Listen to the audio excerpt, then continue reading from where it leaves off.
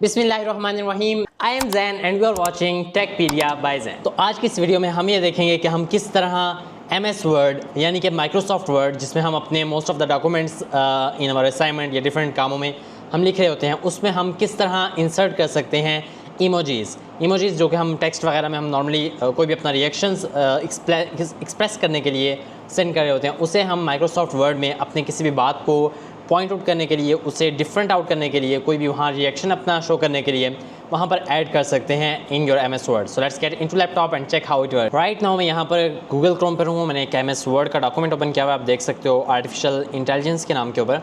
और इस वीडियो में हमने मेनली ये करना है कि हमने इमोजीज़ इंसर्ट करने हैं अपने टेक्स्ट के दरमियान या डिफरेंट जगहों पर। फॉर एग्जांपल इस जगह पर मैं जो भी जगह आप सेलेक्ट कर लोगे, आप वहाँ पर अपने कर्सर को ले जाओगे, यहाँ पर आप क्लिक कर दोगे and then you will go to the insert tab. आप यहाँ पर होम टैब ओपन हुआ है, मैं इंसर्ट टैब के ऊपर जाऊँगा एंड देन यहाँ पर आपको बिल्कुल राइट साइड पे ऑप्शन मिलेगा इमोजी का।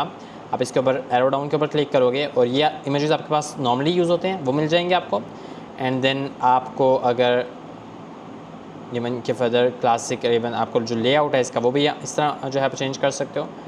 और ये तो लेआउट के बारे में था। फॉर एग्जांपल मैं इस तरह ही करता हूँ एंड देन यहाँ पर आपको अगर मोर इमेजेस इनके अलावा चाहिए तो आप मोर इमेजेस के ऊपर क्लिक करोगे और यहाँ पर आपको जितने भी इमेजेस आपके मोबाइल वगैरह में मिलते हैं वो सारे आपको यहाँ पर मिल जाएंगे। For example like T40 cup वगैरह या different type of. For example मुझे इसमें कोई इमोजी यहाँ पर बर्गर का ये सिलेक्ट करना है तो मैंने इसे सिलेक्ट कर दिया।